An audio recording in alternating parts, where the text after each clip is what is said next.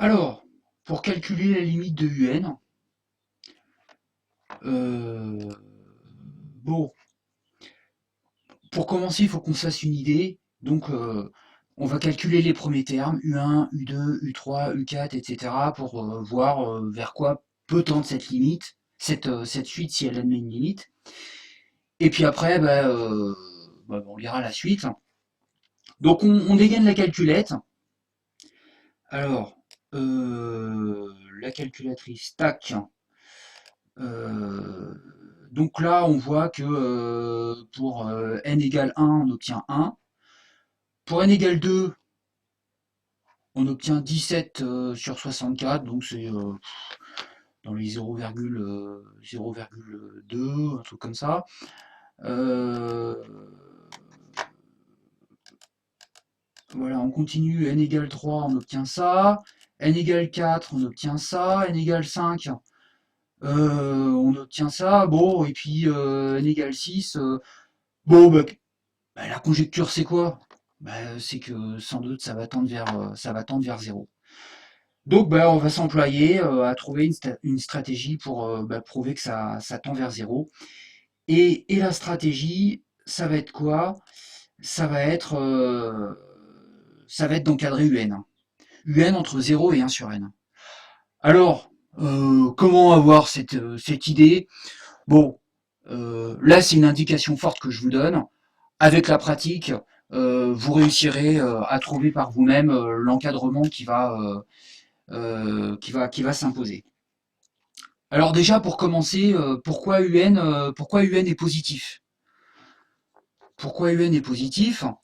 Euh, Si on regarde l'expression d'UN, si on regarde l'expression de UN, c'est 1 sur n puissance 6 fois euh, 1 puissance 4, 2 puissance 4, jusqu'à n puissance 4.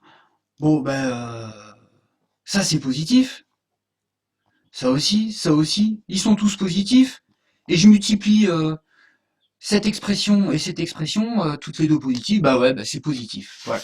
Donc UN est bien supérieur ou égal à 0. Donc ça, on est content. Alors après, c'est le 1 sur n qui est à droite qui paraît un petit peu bizarre. Alors, voici une indication. Il faut réussir à montrer que le sigma est inférieur à n fois n puissance 4. Alors comment y arriver? En fait, si on regarde bien, donc je réécris l'expression là, ça c'est plus petit que n, 1 c'est plus petit que n, 2 c'est plus petit que n, vu que le plus grand de tous les termes c'est n. Donc finalement, je peux dire que c'est plus petit que n puissance 4, plus n puissance 4, plus, etc., n puissance 4. Hein. Lui il est plus petit que n puissance 4. Lui il est plus petit que n puissance 4. Ils sont tous plus petits que n puissance 4, même lui, enfin, plus petit ou égal. Ça, qu'est-ce que c'est? C'est n puissance 4 que je répète une fois, deux fois, trois fois, n fois. Hein, 1, 2, jusqu'à n. Donc c'est n fois n puissance 4. Et n fois n puissance 4, c'est quoi? C'est n fois n puissance 4. Donc ça va donner quoi? Ça va donner n puissance 5. Alors pourquoi cette indication elle est intéressante à exploiter? Allez, j'efface. Alors maintenant, on regarde. UN finalement, c'est 1 sur n puissance 6 fois sigma k allant de 1 à n des n puissance 4. Avec cette expression qui est plus petite que n puissance 5. Hein, je rappelle, n fois n puissance 4. Bon. Du coup, UN, ça va être plus petit que quoi? Que 1 sur n puissance 6 fois n puissance 5. Bon, si on fait le calcul, c'est n puissance 5 sur n puissance 6. Et ça, en simplifiant, c'est 1 sur n. Voilà, on atteint notre objectif. On atteint notre objectif du 2. Alors, je réécris l'encadrement maintenant. Et là, on passe à la troisième étape. Ben, puisque UN, il est compris entre 0 et 1 sur n, 1 sur n, c'est quoi sa limite en plus l'infini? C'est 0. C'est quoi sa limite à 0 en plus l'infini? Bon, c'est une question débile, hein, mais ça m'empêche pas de vous la poser, ben c'est encore 0. Et là, j'évoque quoi comme argument?